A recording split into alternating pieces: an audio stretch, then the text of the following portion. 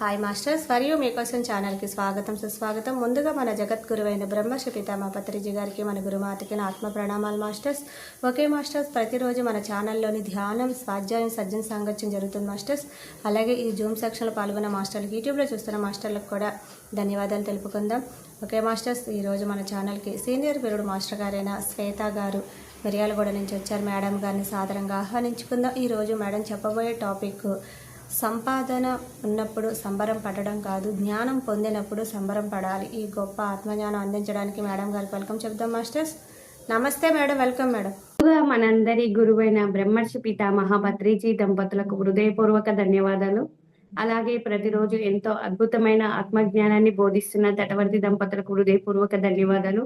నాకు ఇంత చక్కని అవకాశం ఇచ్చిన ఫర్ యూ ఛానల్ టీం అందరికి కూడా హృదయపూర్వక ధన్యవాదాలు. అలాగే ఈ జూమ్ సెక్షన్ లో వింటున్న ఆత్మబంధువులకి, యూట్యూబ్ లో వింటున్న ఆత్మబంధువులకు హృదయపూర్వక నమస్కారం. నా పేరు శ్వేత, మాది మిర్యాలగూడ. ఈ రోజు నేను చెప్పబోయే టాపిక్ ఏంటి అంటే, తటవర్తి రాజలక్ష్మి మేడం రాసిన బుక్ ఇది, అవిద్య అంటే. దీంట్లో ఒక టాపిక్ వచ్చేసి, టాపిక్ నేమ్ ఏంటి అంటే, సంపదలను చూసుకొని సంబరపడడం కాదు, జ్ఞానం పొందినప్పుడు సంబరపడాలి.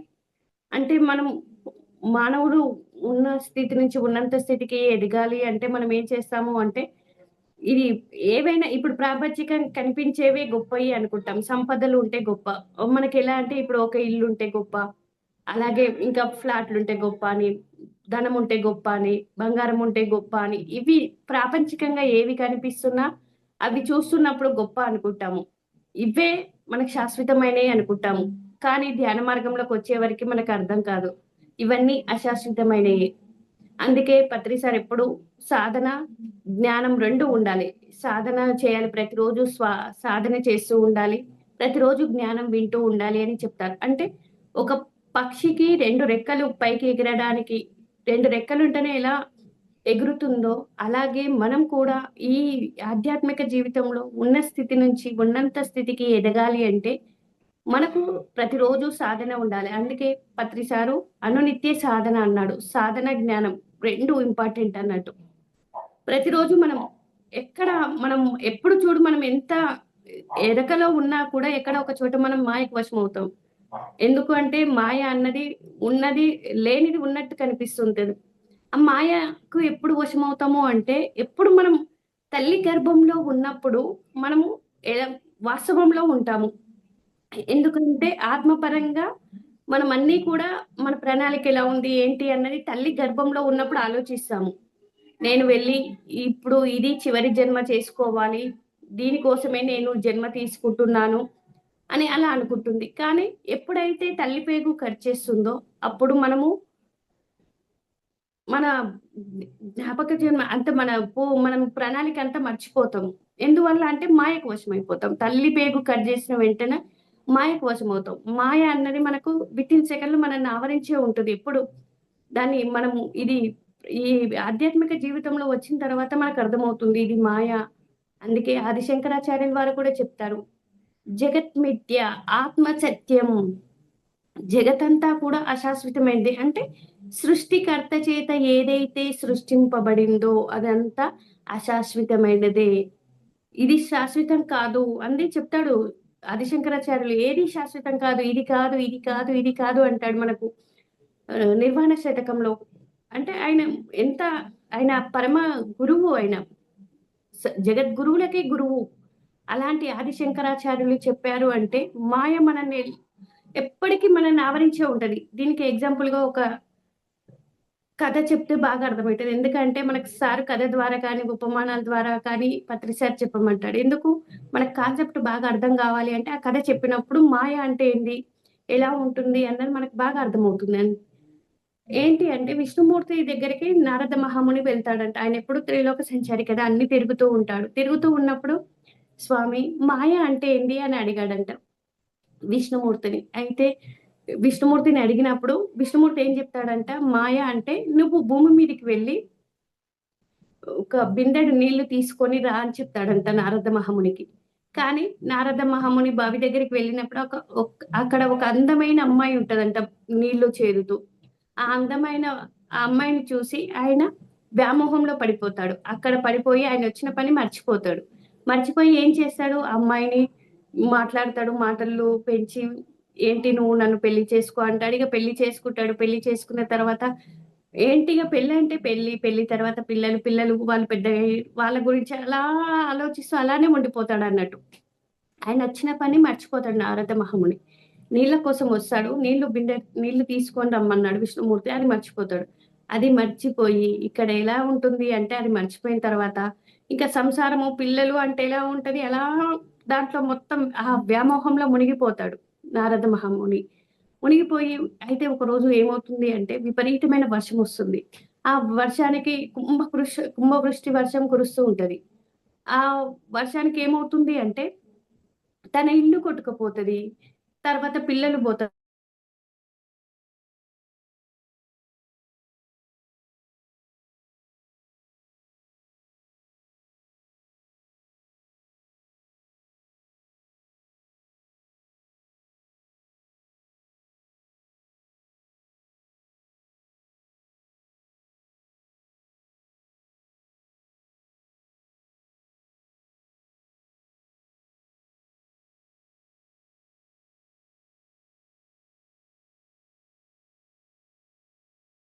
ఇల్లు అన్నీ పోతున్నాయని దుఃఖపడుతున్నాడు. దుఃఖపడుతున్నప్పుడు ఆయనకు ఒక ఆకాశవాణి వినిపించింది ఒక స్వరం. నారద మహాముని, "నువ్వు భూమి మీదకి ఎందుకొచ్చావు? నువ్వేం చేస్తున్నావు?" అని అంటే అప్పుడు తనకి గుర్తుకొస్తది. అయ్యో! స్వామివారు నన్ను నీళ్ళు తీసుకొని రమ్మన్నారు కదా! నేను మాయ ఏంటి అని అడిగినప్పుడు సారు నన్నిట్లా స్వామి ఇట్లా తీసుకురమ్మన్నాడు అన్నప్పుడు ఆయనకు గుర్తుకొస్తది. అంటే ఇదే విష్ణుమూర్తి చెప్తాడంట స్వామి, మాయ అంటే ఇదే. నువ్విప్పుడు మాయలో ఉండిపోయావు కాబట్టి నేను చెప్పిన పని మర్చిపోయావు. మనం కూడా తల్లి గర్భంలో ఉన్నప్పుడు అన్నీ ఆలోచిస్తూ ఉంటామంట. నేనిదే చివరి జన్మ చేసుకోవాలి. నా ఆధ్యాత్మిక జీవితానికి నేను చేరుకోవాలి అని అన్ని లక్ష్యాలు పెట్టుకుంటది. ఆత్మ వాస్తవంలో ఉంటది. ఈ దేహం ధరించినప్పుడు ఎప్పుడైతే తల్లి పేగు కట్ చేస్తుందో అప్పుడు చెప్పుకున్నాం గదా! తల్లి పేగు కట్ చేసినప్పుడు అదంతా మర్చిపోతది. తన ప్రణాళికంతా మర్చిపోయి ఈ మాయ ప్రపంచంలో పడిపోతుంది. ఇంకా ఎలాగ తండ్రి, తల్లి, బంధువులు ఇలా మొత్తం ఇలా అనుకుంటూ ఇంకా ఏంటి మనకివన్నీ చూసుకుంటూ అహంకరిస్తాం. మనకు బాగా ఎలా ఉంటుందంటే అహంకారం వస్తది. ఇవన్నీ చూసుకున్నప్పుడు అహంకారం, గర్వం వస్తది. మాయలో ఉన్నప్పుడు అహంకారం, గర్వం ఎలా అంటే కనిపించే వాటిని చూసి. సృష్టికర్త చేత ఏదైతే సృష్టించాడో అవి చూసుకొని మనం గర్విస్తాం. ఎప్పుడు మన దగ్గర ధనమున్నప్పుడు గర్విస్తాము. మనం అందంగా ఉన్నామని గర్విస్తాము. మన దగ్గర ఉన్నప్పుడు గర్విస్తాము. మనం ఇంకా అన్ని మనకు బంధువులు అని నాకింత బలగం ఉంది. నా ఎనకాల ఇంత సామ్రాజ్యం ఉంది అని గర్విస్తాము. గర్వం, అహంకారం ప్రదర్శిస్తూ ఉంటాం. అలా ఇంకా ఈ ఆధ్యాత్మిక జీవితంలోకొచ్చినంక మనం ఇంకా అహంకారంగా, గర్వంగా ప్రవర్తిస్తూ ఉంటే పతనమే అవుతాము. అదంతా మాయ వల్లనే అలా జరుగుతూ ఉంటది. నేను ఎప్పుడు పదవి శాశ్వతంగా ఉంటదా అంటే ఉండదు. 5 సంవత్సరాలే గదా పదవి అన్నది. అందమైన ఏదైనా అందం శాశ్వతంగా ఉంటదా? యవ్వనంలో ఉన్నప్పుడు అందంగా ఉంటాం. యవ్వనం పోతే వృద్ధాప్యం వస్తుంది. అప్పుడు ఈ అందం గూడా తరిగిపోతుంది గదా! ఇదంతా అశాశ్వతమే కదా! దీన్ని చూసుకొని మనం అహంకరించడం ఎందుకు? మనకొక డిగ్రీలుంటే అహంకరిస్తాము. నేను ఇంతే. నేను పీహెచ్‌డీ ఇంకా ఏదో చేశాను, ఎంకామ్ చేశాను, ఇది చేశానని మనం ఈ చదువుని చూసుకొని అహంకరిస్తాం. ఇవి కూడా ఈ ప్రాపంచికంగా మనం ఎంత చదువు చదివినా, ఈ భూమితో ఇక్కడ ఈ శరీరంతో చదివింది ఇక్కడే అది వదిలిపెట్టి పోవాల్సిందే. అది మనతో పాటు కూడా వస్తదా అంటే, కూడా వచ్చే సంపద కానే కాదు. అదంతా అశాశ్వతమైంది. అదే మనకు అహంకారం వద్దు అంటున్నారు. అహంకారం వద్దు. అహంకారం ఎందుకొస్తుందంటే, మాయకు వశమైనప్పుడు మనం అహంకారంగా ఉంటాం, గర్వంగా ఉంటాం. అందుకే గదా! అహంకారం వల్లనే గదా! రావణాసురుడికేం తక్కువ? ఆయన అన్నీ ఉన్నాయి. ఆయన వేద శాస్త్రాన్ని చదివాడు. ఆయనకెన్నో అన్నిట్లలో పండితుడాయన. ఒక బ్రహ్మ, రావణ బ్రహ్మనే అహంకారం వల్ల పతనమయ్యాడు. ఎందువల్ల అంటే మాయకు వశమయ్యాయి కదా! కోరికలకు బానిసయ్యి. ఇంకా కావాలి, ఇంకా కావాలి, ఇంకా తీర్చుకోవాలి. ఉన్న స్త్రీలు సరిపోలేదు. సీతాదేవిని కూడా నేను వరించాలి అని ఆహ్, అహంకారంతోనే ఇక పతనమయింది అన్నది మనకర్థమవుతుంది. అలాగే ఇక్కడ మాయ అంటే సీతాదేవిని చూడండి. సీతాదేవి బంగారు లేడి కోసం వెళ్ళింది గదా! అసలు బంగారు లేడీ అంటే ఉంటదా? ఉండదు అన్నది ఆమె కూడా ఒక్క నిమిషం ఆలోచించలేకపోయింది అంటే, అక్కడ ఆ ఒక్క నిమిషమే ఆమెని మాయ ఆవరించిందని చెప్పుకోవాలి. బంగారు లేడెక్కడ ఉంటది? ఇదంతా రావణుని మాయే అని అనుకోలేదు. అనుకుంటే మనకు రామాయణమే ఉండకపోయేది. రామాయణం ఉంది, ఇది జరగాలి అంటే అవన్నీ సృష్టిలో అలా ఉన్నాయి, అన్నీ జరుగుతూ ఉంటాయి. అవి జరుగుతూ ఉంటాయి. మనం చేయాల్సింది చేస్తూనే ఉండాలి. కానీ మనము మాయకు వశమవుతున్నామా లేదా అన్నది ఈ ఆధ్యాత్మిక మార్గంలోకొచ్చినాక మనం చెక్ జేసుకుంటూ ఉండాలి. ఇంకా అహంకరిస్తున్నామా లేదా అన్నది చెక్ జేసుకుంటూ ఉండాలి. నేను గర్వాన్నేమన్నా ప్రదర్శిస్తున్నానా లేదా? అందుకే ఎప్పుడు రాజలక్ష్మి మేడం ఒక మాట చెప్తది. "అహంకారికి ఆత్మజ్ఞానం అబ్బదు." గురువులైనా అదే చెప్తారు. మనకసలు అహంకారము ఉన్నదా లేదా అన్నది కూడా మనకు తెలియదు. ఈ ధ్యాన మార్గంలోకొచ్చినాక గురువుల సాంగత్యం చేస్తున్నప్పుడే అర్థమైతది. ఎందుకంటే అహంకారము ఉన్నది అన్నది కూడా మనకు తెలియదు. ఎందుకు మాయకు వశమై ఉన్నాం కాబట్టి. మాయకు వశమై ఉన్నాము కాబట్టి అహంకారంగా ఉన్నామా లేమో కూడా తెలియదు. గురువుకు తెలుసు మనం ఎలా ఉన్నాము, ఏంటి, అహంకారంగా ఉన్నామా, వినయంగా ఉన్నామా అన్నది గురువుకు తెలుసు. గురువుకు తెలిసినప్పుడే ఆయన మనకు సెట్ జేస్తూ ఉంటాడు. నువ్వు అహంకారంగా ప్రదర్శిస్తున్నావు అంటే మనకెలా వస్తది అంటే ఇప్పుడు నేను 10 క్లాసులు చెప్పాను అంటే అది నేను, నేను చెప్పాను. నేను అని వచ్చింది అంటే అది అహంకారమే గదా! నేను క్లాస్ చెప్పాను. నేను బయట ఊర్లకు వెళ్లి క్లాస్ చెప్తున్నాను అనుకున్నాననుకో అహంకారమే గదా! నన్నే మేడం పిలుస్తుంది అనుకున్నా అది అహంకారమే గదా! అంటే అహంకారం ఎలా ఉంటుంది అన్నది కూడా మనకు తెలియదు అది. ఇప్పుడు చూడండి మనము ఆధ్యాత్మిక మార్గంలో ఉంటాం. యూట్యూబ్‌లో ఒక మంచి పత్రి సార్ కాన్సెప్ట్ ఇంటాం. ఇంటూ ఏం చేస్తాం? పైకంటూ ఉంటామా? ఇది మనం అందరికీ ఇది సహజమే. నేను కూడా అంటున్నాననే చెప్తాను. అంటే మార్చుకోవాల్సిందే అని. ఎందుకు అంటే మనం అక్కడ ఆ మాయకు వశమై ఏం చేస్తున్నామంటే క్లాస్ మీద శ్రద్ధ పెట్టకుండా కింద ఇంకేముంది, ఇంకేముంది అని మలుపుతున్నాము అంటే అది మనం మార్చుకోవాల్సిందే అని నాకర్థమైంది. ఎందుకు అంటే మనం అక్కడ మాయకు వశమైనాం కాబట్టి క్లాస్ మీద శ్రద్ధ పెట్టకుండా ఇంకేమున్నాయి, ఇంకేమున్నాయి అనుకుంటున్నాము. ఇదంతా మాయే అని తెలుసు. అదే ఒక సినిమాకి పోయినామనుకో 3 గంటలు సినిమాకెళ్ళినప్పుడు చక్కగా కూర్చుంటాం. బయటికెళ్ళం ఏం లేదు. అదే ధ్యానంలో కూర్చో 3 గంటలంటే కూర్చోలేము. అంటే ఇది కూడా మాయే కదా! అంటే మాయ ఎలా ఉంటది? ఏ క్షణం ఎలా ఉంటది అంటే ప్రతి సెకండు మనల్ని ఆవరించే ఉంటది. ఎప్పుడు మాయకు వశమవుతున్నామా లేదా అన్నది విచారణ ద్వారా తెలుసుకోవాలి. మనం ఇంకా ఇది అంతా అసత్యం. దీనికోసమా మనము పాటుపడేది అన్నది చూసుకుంటూ ఉండాలి. అందుకే ఆది శంకరాచార్యులు వారంటారు, "అంతా మిథ్యే. జగత్ మిథ్య ఆత్మ సత్యం" అన్నారు.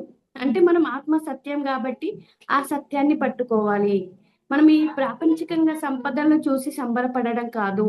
ఆధ్యాత్మికంగా జ్ఞానం పొందినప్పుడు, మనం ఏదైనా కొత్త విషయాలు విన్నప్పుడు సంబరపడాలి. అంటే జ్ఞానపరంగా మనం ఏదైనా ఇప్పుడు సంబరం అంటే ఎలా ఉంటుంది? ప్రాపంచికంగా ఒక కొత్త నెక్లెస్ తెచ్చుకుంటే సంబరపడతాము. ఒక ఇల్లు కట్టుకుంటే సంబరపడతాము. ఒక పెళ్లి జరుగుతున్నా సంబరపడతాం. అదే ఈ ఆధ్యాత్మిక జీవితంలో మనం ఆత్మ ఉన్న స్థితి నుంచి ఉన్నంత స్థితి ఎదిగే మార్గంలో మనం ఎలా ఉండాలి అంటే ఒక జ్ఞాని ఒక కొత్త విషయం విన్నప్పుడు సంబరపడాలి. జ్ఞానపరమైన విషయం విన్నప్పుడు సంబరపడాలి అని మేడం గారు చెప్తున్నారు. అంటే ప్రతిరోజు ఒక్క విషయమైనా కొత్త విషయం వింటూ ఉండాలి, నేర్చుకుంటూ ఉండాలి అంటారు. ఎందుకంటే మనం నిత్య విద్యార్థులం గదా! నిత్య విద్యార్థులం గాబట్టి, ప్రతిరోజు కొత్తది వింటూ ఉండాలి. దాన్ని ఆచరణలో పెట్టుకునేటట్టు ఉండాలి అని ఎప్పుడూ చెప్తూ ఉంటాడు. మేడం సార్ గూడా అదే చెప్తూ ఉంటారు మనకు. ఎంత అద్భుతంగా వాళ్ళ నాలెడ్జ్ ఇస్తున్నారు అంటే, ఇప్పుడు మనం ఈ ఆధ్యాత్మిక జీవితం అంటే ఎలా ఉంటుంది అంటే, ప్రాపంచికంగా పరీక్షలే కాదు, ఆధ్యాత్మికంలో కూడా పరీక్షలే ఉంటాయి మనకు. ఇది మంగలి కత్తి మీద మన ప్రయాణం అంటది మేడం. ఆ మంగళకత్తి అన్నది ఎలా ఉంటుంది అంటే 2 సైడ్‌లు పదునయ్యిందే ఉంటుంది. ఒక సైడ్ పదును కాదు. 2 సైడ్‌లు పదును. మనం బ్యాలెన్స్‌డ్‌గా వెళ్తేనే ఈ మార్గంలో ఉన్న స్థితికి ఎదగగలుగుతాం. కానీ ఎటు అనుకరించినా మనం మాయకు వశమైనమా పడిపోతాము. ప్రాపంచికంగా అయినా సరే, ఆధ్యాత్మికంగా అయినా సరే మనకు పరీక్షలొస్తూ ఉంటాయి. అది ఎరుకలో ఉండగలగాలి. మనం ఇప్పుడు ఇంతకుముందంటే ఎరుక లేదు. కానీ ఇప్పుడు కొంచెం కొంచెం ధ్యాన సాధన చేస్తున్నాం కాబట్టి ఎరుక అన్నది పెరుగుతుంది. ఇప్పుడు గమనించగలుగుతున్నాము. ఇప్పుడు ఒక మాట అన్న తర్వాతైనా దాన్ని ఆలోచించే స్థాయికన్నా వచ్చాము అంటే, ఇంతకుముందు మనం బడబడా అనేసేవాళ్ళం. ఇప్పుడు ఒక మాట అన్నా, అయ్యో! వాళ్ళు ఆత్మే, మనమే ఆత్మే అని అన్న తర్వాత ఆలోచనొస్తుందంటే దాన్ని మార్చుకుంటామనే ప్రయత్నంలో ఉన్నామని అర్థం చేసుకోవాలి. ఇక్కడ మనం 100% నేను మారినా అని చెప్పను. ఎందుకంటే నా గురించి చెప్పుకోవాలి. మారలేదు. మారే ప్రయత్నంలో ఉన్నాను అని మాత్రం చెప్పగలుగుతాను. అదే ఆత్మజ్ఞానికి రోజు సాధన చేస్తూ, రోజు జ్ఞానం వింటూ ఏదైనా ఒక కొత్త విషయం తెలుసుకున్నప్పుడు సంబరపడతాడు. అది గమనించుకోండి. ఒక్కసారి కొత్త విషయాలు విన్నప్పుడు, అరే! నేను ఈ కోణంలో ఆలోచించలేదే! అనే ఆశ్చర్యం ఉంటుంది. మనకు అదే విచారణ అంటారు. అందుకే విచారణే పరమ జ్ఞానం అని ఎప్పుడూ మేడం చెప్తూ ఉంటుంది. అలా ఎన్ని విధాలు చెప్పుకున్నా మీరు జ్ఞానంలో స్థితం అవ్వలేరు. ఎందుకంటే పరమాత్మ కనిపించడు. ఆయన సృష్టి మాత్రమే కనిపిస్తుంది. పరమాత్మ కనిపిస్తాడా? అసలాయనకు ఆకారం ఉందా?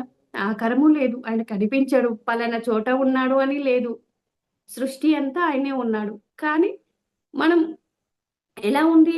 ఆయన సృష్టి మాత్రం కనిపిస్తది. పరమాత్మ కనిపించడు. ఆయన సృష్టి మాత్రమే కనిపిస్తుంది. అందుకే మీకు మనసు ఉంది కాబట్టి అనుక్షణం మాయకు వశమయ్యి భూమి మీద ఉన్న ప్రతిది కోరుకుంటారు. మాయకు వశమయ్యే భూమి మీద ఉండి ప్రతిది కోరుకుంటున్నాం అంటున్నారు.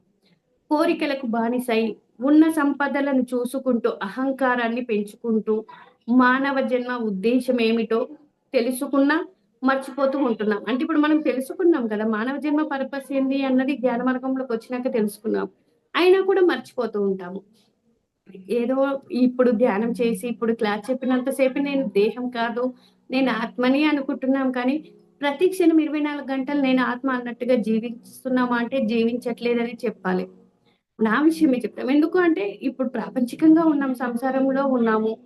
అందరితో ఉంటున్నప్పుడు ఆ మాయ మనల్ని వితిన్ సెకన్‌లో మనల్ని ఆవరించి ఉంటది. అప్పుడు ప్రాపంచిక విషయాలే మాట్లాడుతూ ఉంటాం. అందుకే నిత్యం సాధన, శ్రవణం తప్పకుండా సాధకుడికి ఉండి తీరాలి అంటున్నారు. సాధన, శ్రవణం. సాధన అంటే ప్రతిరోజు క్రమం తప్పకుండా శ్వాస మీద ధ్యాస, ధ్యానం చేయాలి. మళ్ళీ ఈ జ్ఞానాన్ని శ్రవణం చేయాలి. శ్రవణం మళ్ళీ మళ్ళీ వింటూ ఉండాలి. అదే కదా శ్రవణం. ప్రతిరోజు వింటూనే ఉండాలి అని. అందుకే భజగోవిందంలో శంకరాచార్యుల వారు ఏం చెప్పారు అంటే, మాకూరు ధన జన యవ్వన గర్వం అన్నాడు. అంటే మనం దీని అర్థం ఏంటి అంటే, నాకు ఇంత ధనం ఉంది, నాకు ఇంతమంది పరివారం ఉంది, ఉందని గర్విస్తూ ఉంటాం. నేను ఇంత మంచి యవ్వనంలో శక్తి సామర్థ్యాలతో తులుతూగుతున్నాను.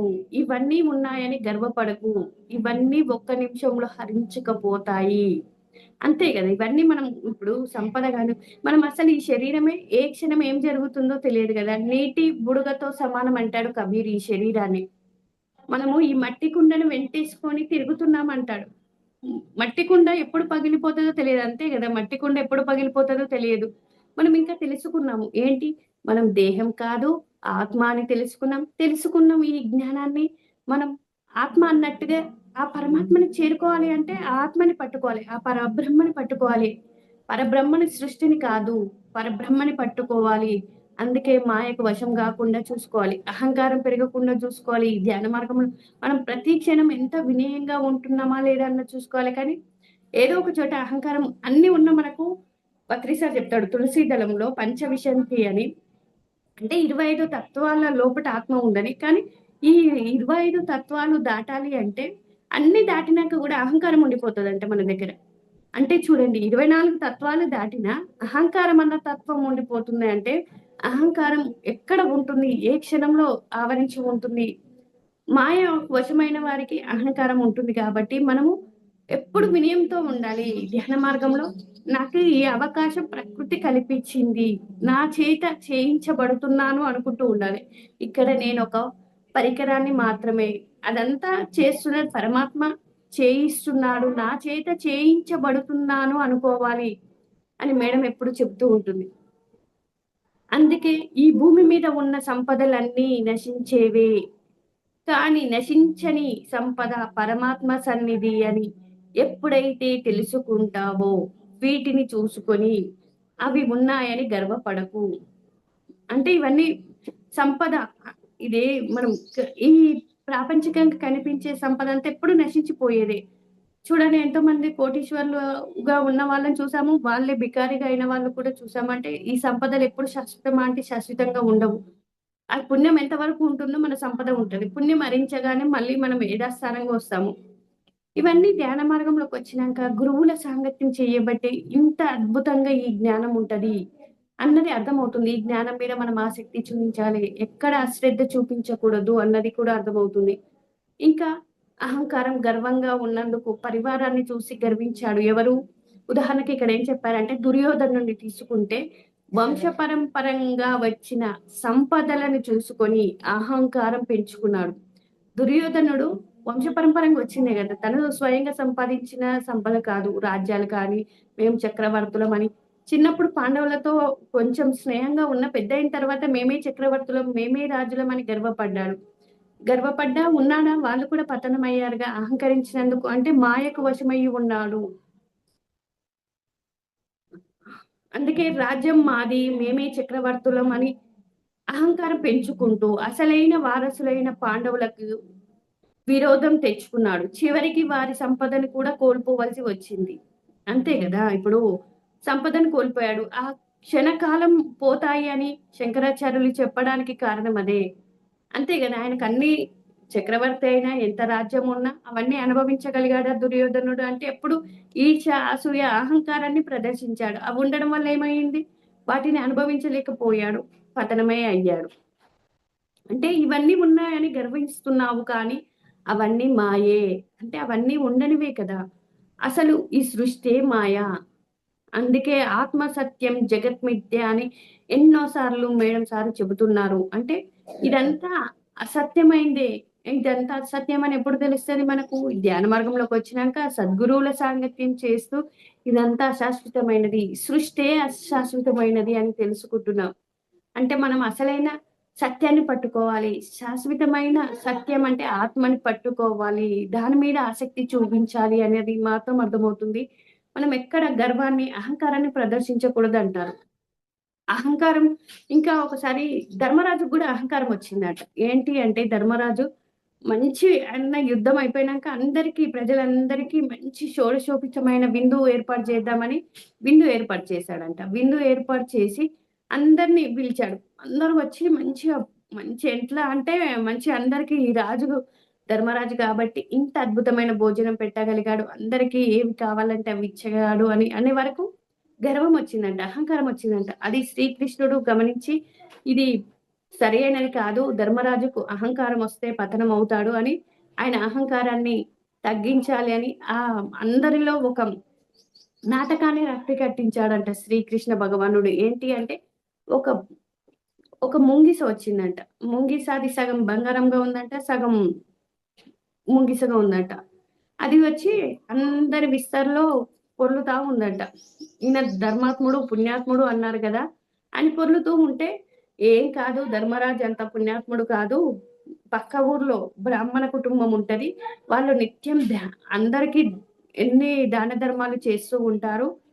కానీ వాళ్ళకి చివరి క్షణంలో కొన్ని ఏమైంది అంటే వాళ్ళు తినడానికి గూడా తిండి లేదంట బ్రాహ్మణ కుటుంబానికి. తినడానికి గూడా తిండి లేదు. అతిథినికి అన్ని పెట్టి పెట్టి ఏమీ లేవు. సంపద లేదు. మొత్తం ఏమీ లేకుండా అయిపోయిందంట.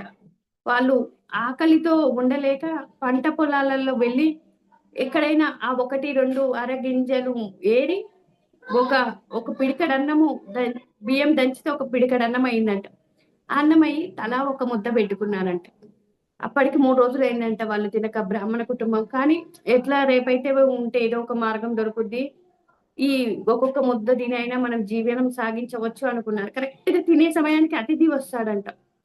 అతిథి వచ్చి వాళ్ళని ఇంకా ఏంటి అతిథి వచ్చిందంటే మనం కంపల్సరీ అతిథి సత్కారం చేయాలని వాళ్ళకుంది కదా! బ్రాహ్మణ కుటుంబం వాళ్ళ అతిథిని సత్కరించాలి.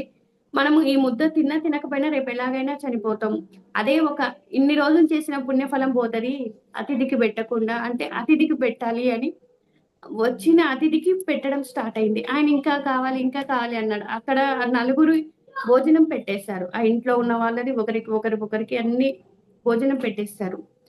అది తిని తను ఎళ్ళిపోతాడు. అక్కడ ఒక ముంగిస వస్తదంట.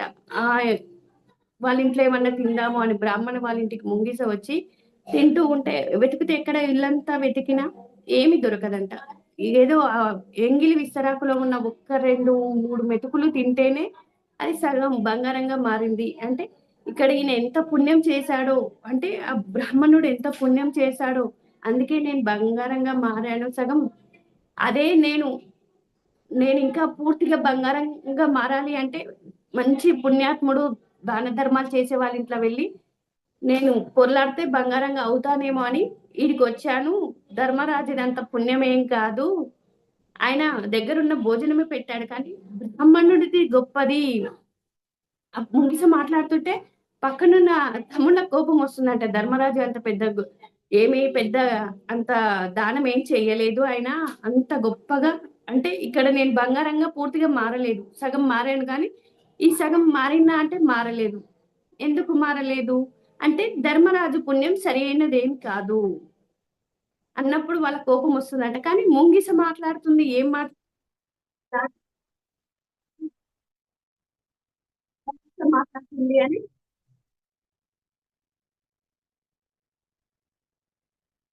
ముంగిస మాట్లాడుతుంది.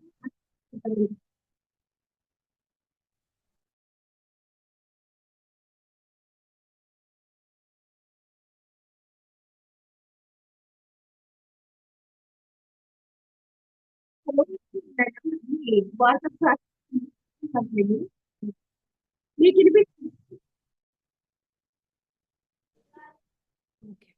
వినిపిస్తుందా మేడం ఇప్పుడు?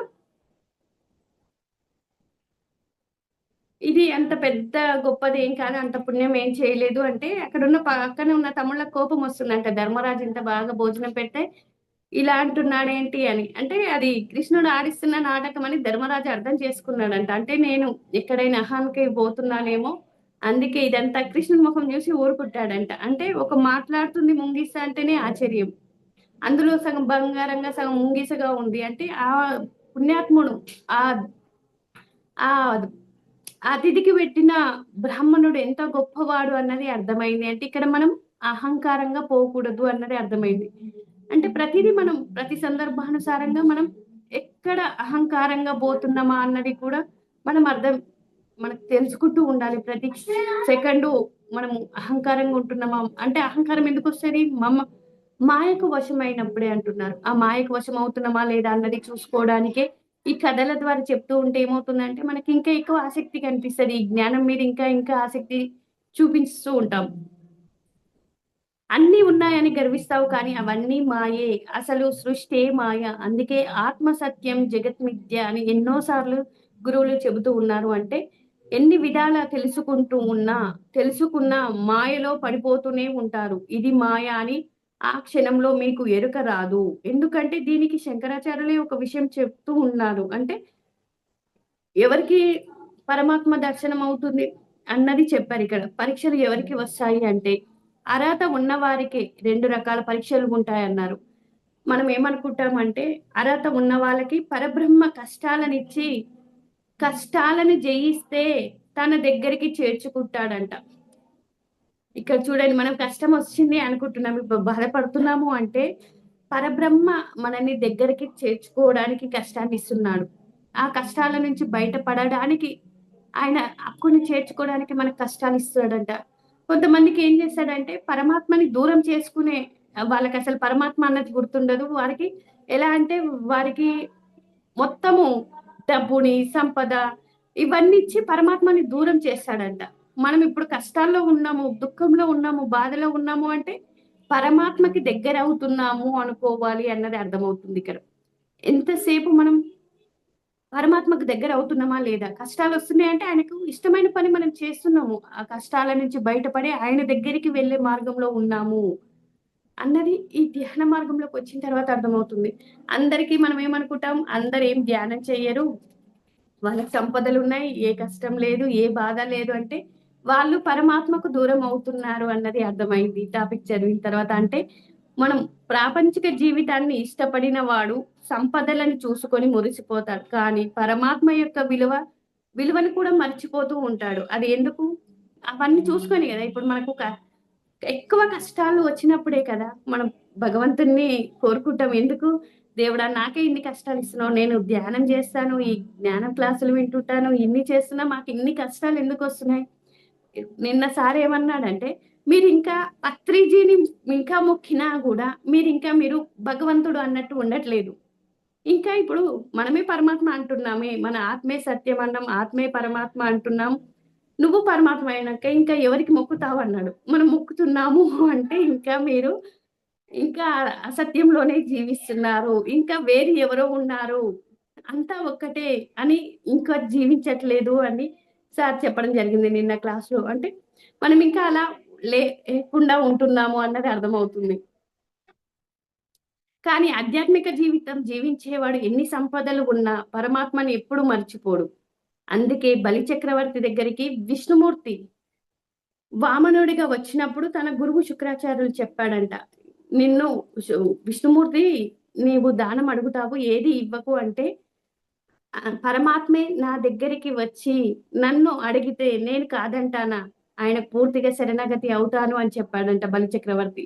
అంటే ఇక్కడ పరమాత్మ స్థాయిలో ఉండి నన్ను అడుగుతున్నాడు అంటే మరణం అన్నది సహజంగా ఎవరికైనా మరణిస్తాము. ఇప్పుడు నేను దానం ఇచ్చినా ఇయ్యకపోయినా మరణిస్తా. ఎవరైనా రాజులు కానీ చక్రవర్తులు కానీ సంపద కానీ అవన్నీ ఉన్న వాళ్ళు ఇప్పుడు ఏమైనా వాళ్ళ చిరస్థాయిగా నిలిచారా? నిలవలేదు కదా. అంటే ఇప్పుడు పరమాత్మనే వచ్చి అడుగుతున్నప్పుడు నేను ఆయనకు పూర్తిగా శరణాగతి అవుతాను, నేను ఇస్తాను అన్నాడంట. ఆయన 3 అడుగుల స్థలం అడిగాడు, ఇచ్చాడు. ఒకటి భూమి మీద పెట్టాడు, రెండోది ఆకాశం మీద పెట్టాడు, మూడోది ఎక్కడ పెట్టను అంటే నా మీద పెట్టు అన్నాడు. 3 అడుగులే కదా అన్నాడు. అంటే ఇచ్చాడు కదా, ఇచ్చిన ఆయన చిరస్థాయిగా నిలిచిపోయాడు. ఎందుకు? రాక్షస కులంలో పుట్టినా సరే, బలిచక్రవర్తి రాక్షస కులంలో పుట్టినా కానీ ఆయనకి ఎంత పేరు ప్రఖ్యాతలు ఉన్నాయి. చిరస్థాయిగా నిలిచాడు. ఇప్పటికి మనం తలుచుకుంటున్నాము అంటే వారిది ఎంత గొప్పది, వారు చేసిన దానం ఎంత గొప్పది అన్నది అర్థం చేసుకోవాలి. అందుకే ప్రహ్లాదుడు కానీ బలిచక్రవర్తిని కానీ ఇంకా చిరస్థాయిగా నిలిచారు. రాక్షస కుటుంబంలో జన్మించిన దేవుళ్ళుగా ఇప్పటికీ చిరస్థాయిగా ఉన్నారు అంటే వారు ఆ జ్ఞానం మాయకు వశం కాకుండా ఉన్నారు. ఇవ్వడానికి ఆయన నిర్ణయించుకున్నాడు. అందుకే చక్రవర్తి శాశ్వతంగా మిగిలిపోయాడు. అంటే మనం ఇక్కడ ఏది ఎట్లయినా మరణం వస్తది.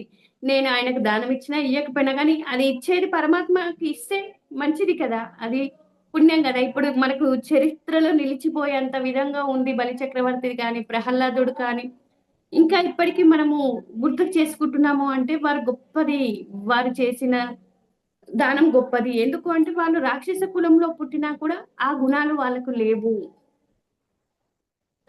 పరమాత్మ గురించి ధ్యానం చేస్తూ ఆయన సన్నిధిలోకి చేరుకోవాలి అనే వాళ్ళు మాయని జయిస్తారు. ఎవరు జయిస్తారు మాయని అంటే పరమాత్మని చేరుకోవాలి అనేవారే మాయని జయిస్తారు. కష్టాలను జయిస్తారు, గొప్పగా ఎదుగుతారు. అహంకారి మాత్రమే మాయను జయించలేడు అని ఇక్కడ అర్థం చేసుకోవాలి. అంటే అహంకారం ఉన్నవారు మాయని జయించలేరంట. పరమాత్మని చేరుకోవాలి అనుకునే వారే మాయని ఛేదిస్తారు, ఆత్మని చేరుకుంటారు. అందుకే రామకృష్ణ పరమహంస కూడా శిష్యులతో ఒక మాట అన్నాడంట. ఈ సృష్టిలో నేను కాదు, నన్ను మించిన వాళ్ళు ఎంతో మంది గొప్ప వాళ్ళు ఎప్పుడూ ఉంటారు. నేను మరణించిన తర్వాత కూడా ఎంతో మంది గొప్ప వాళ్ళు ఉంటూ ఉంటారు. ఎప్పుడు ఈ విషయాన్ని మర్చిపోకండి అని శిష్యులకు చెప్పాడంట. బుద్ధుడు కూడా అదే చెప్తాడు. నాకంటే గొప్ప వాళ్ళు నా ముందు ఎంతో మంది జన్మించారు, నేనున్నప్పుడు ఉన్నారు, నేను మరణించిన తర్వాత కూడా ఎంతో మంది గొప్ప వాళ్ళు పుడుతూ ఉంటారు అన్నది ఎప్పుడు మనం గుర్తుంచుకోవాలన్నారు. ఇదే ధ్యాని తెలుసుకోవాల్సిన ముఖ్యమైన విషయము. మీరే గొప్పవాళ్ళు కాదు, మిమ్మల్ని మించిన వాళ్ళు గొప్పవాళ్ళు ఈ సృష్టిలో ఎప్పుడు పుడుతూనే ఉంటారు. అంతే కదా. మనము అంటే మనమే గొప్ప అనుకుంటాం కానీ మనకంటే ముందు గొప్ప వాళ్ళు ఎంతో మంది ఉన్నారు, మన తర్వాత కూడా ఎంతో మంది ఉన్నారు. అంటే మనం ఎక్కడ మనము గొప్పని ప్రదర్శించకూడదు అన్నది నాకు అర్థమైంది. అలాగే మీకంటే జ్ఞానులు ఉండవచ్చు, మీకంటే దానం చేసే వాళ్ళు ఉండవచ్చు, మీకంటే లోకానికి ఉపయోగపడే వాళ్ళు ఉండొచ్చు.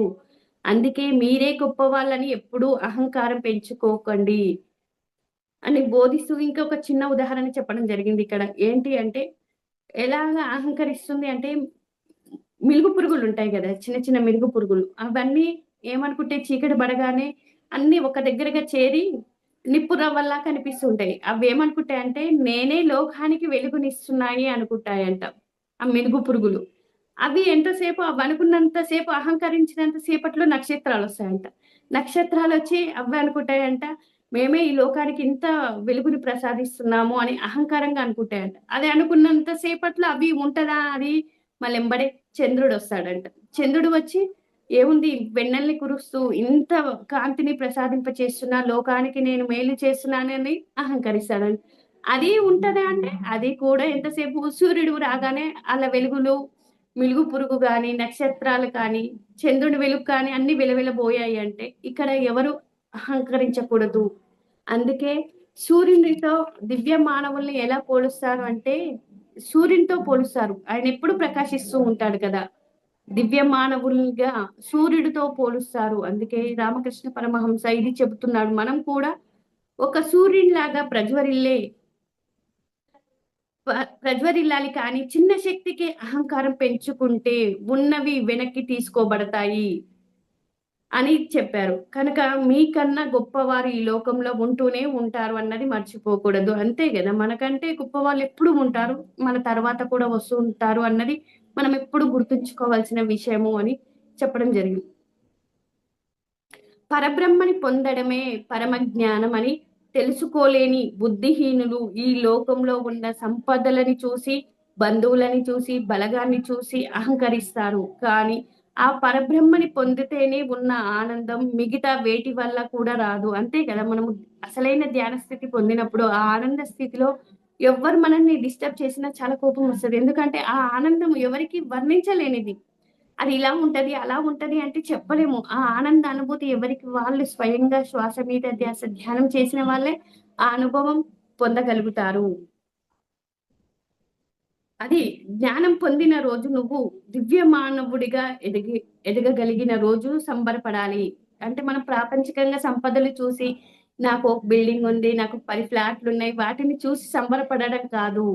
జ్ఞానం పొందిన రోజు సంబరపడమన్నారు. జ్ఞానం ఎప్పుడు పొందుతాము అంటే మనకు పత్రి సార్ ఎప్పుడూ చెప్తూ ఉంటారు. కో క్రియేటర్స్ సృష్టికర్తలు అయినప్పుడు మనం బ్రహ్మ జ్ఞానం పొందినప్పుడు సంబరపడాలి. సంపద ఉంటే ఏమవుతుంది?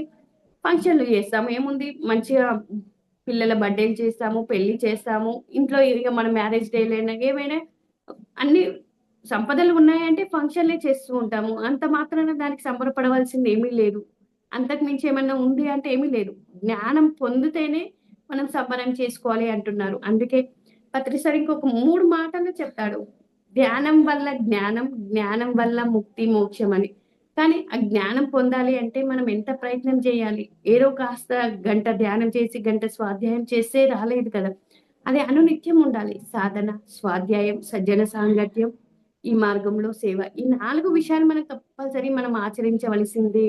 ఎన్ని వింటున్నా సరే, మనం ఇంకా దీన్ని ఇప్పటితో వదిలిపెట్టమని చెప్పలేదు కదా! మనం నేర్చుకున్న జ్ఞానాన్ని 10 మందికి పంచు అని అద్రి సార్ చెప్పాడు. అంటే మనం జ్ఞాన ప్రచారణ చేయాలి. జ్ఞాన ప్రచారణలో భాగమే గదా! ఈ జూమ్ పర్పస్. ఇదెందుకు? మనం నేర్చుకున్నాం. మనం పొందిన ఆనందం 10 మంది పొందాలి. వాళ్ళు జ్ఞానవంతులు కావాలి అన్న తపనే కదా! మనం పొందుతున్నాం ఈ అనుభూతి, ఆనందం. అందరూ కూడా పొందాలి. మనం అందరం మాస్టర్‌గా ఎదగడానికే ఎన్నో పుస్తకాలు చదువుతున్నాం. గురువుల బోధనలు వింటున్నాం. కానీ ధ్యా దానికన్నా ముందు మనసు శుద్ధత్వం పొందాలి. దానికి నిరంతరం సాధన అవసరం. మనం అసలు శుద్ధత్వంగా ఉంటున్నామా లేదా అన్నది చూసుకోవాలి. మనసు ఎప్పుడు అశుద్ధంగానే ఉంటది. ఎందుకు అంటే మనం ప్యూర్ శుద్ధంగా అయితే మనసు శుద్ధమైతే క్రిస్టల్ లాగా ఉంటాము. అలా ఉంటున్నామా? లేదు. బయటికి పోతే ఏదో ఒకటి అంటించుకుంటున్నాం. ఎలాగా అంటే ఇప్పుడు ఒక తెల్ల చీర మీద ప్రింట్ ఎయ్యాలి అంటే దాని ముందు మురికి లేకుండా దాన్ని శుభ్రం చేయాలి. శుభ్రం చేసినప్పుడే ప్రింట్ ఏస్తే బాగా కనిపిస్తుంది. అంటే మన మనసు గూడా ఎప్పుడు శుద్ధత్వంలో ఉండాలి అంటే సాధన, స్వాధ్యాయం, సజ్జన సాంగత్యం ఉంటేనే ఎప్పుడు శుద్ధత్వంలోనే ఉంటది. ఆ చీరకు ప్రింట్ ఎలా మనం పిండి ఏస్తామో మంచిగా కనపడడానికి, అందుకోసం ప్రతిరోజు మనసుని శుద్ధంగా ఉంచుకోవడానికే సాధన. అది క్రమం తప్పకుండా చేయాలి. ఒకరోజు చేసి, ఒకరోజు మానేయడం కాదు. మనము జ్ఞానం పొందిన రోజు సంబరపడాలి. ఇంక ఇక్కడ ఒక విషయం మాయకు వశం గాకు అని చిన్న ఒక 2 మినిట్స్‌లో ఎండ్ చేస్తా. మాయకు వశం కాకు అని పత్రి సారు రాజలక్ష్మి మేడంకి చివరి క్షణాల్లో చెప్పాడంట. ఏంటి అంటే, "నువ్వు మాయకు వశం కాకు" అని కారు దిగి వెళ్ళేటప్పుడు 3 సార్లు చెప్పిపోయాడంట. అదే చివరి మాటలయినాయంట. మేడంకి. నేను మాయకి ఎక్కడ వశమవుతానో అనుకున్నట్టు. అంటే ఇప్పుడు మనము మాయ వితిన్ సెకండ్‌లో మనల్ని ఆవరించే ఉంటుంది. అంటే మేడంకే చెప్పాడు అంటే మనం ఎంతటి వాళ్ళం, మనం ఇక్కడ మాయకు ఉన్నట్టే కదా అని అర్థం చేసుకోవాలి. మనం సంపదను చూసుకొని సంబరపడడం కాదు. జ్ఞానం పొందితే సంబరపడాలి అని నాకర్థమైంది. అంటే జ్ఞానం ఈ శరీరం తీసుకొని వచ్చిందే సాధన కోసం, జ్ఞానం కోసం. ఇది ప్రతిరోజు చేస్తూ ఉండాలి అన్నది అర్థమైంది. నాకింత చక్కని అవకాశం ఇచ్చిన ఫర్ యూ ఛానల్ టీమ్ అందరికీ హృదయపూర్వక ధన్యవాదాలు. అలాగే పత్రి సార్ దంపతులకు హృదయపూర్వక ధన్యవాదాలు.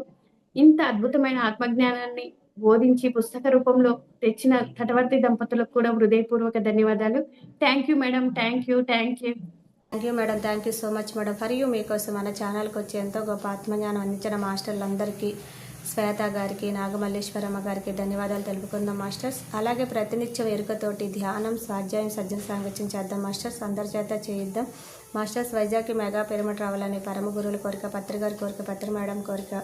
మనమందరం సంకల్ప జ్ఞానం చేసి వైజాగ్కి మెగా పిరమిడ్ వచ్చేలా చేద్దాం masters. Thank you masters. Thank you. Thank you. Thank you.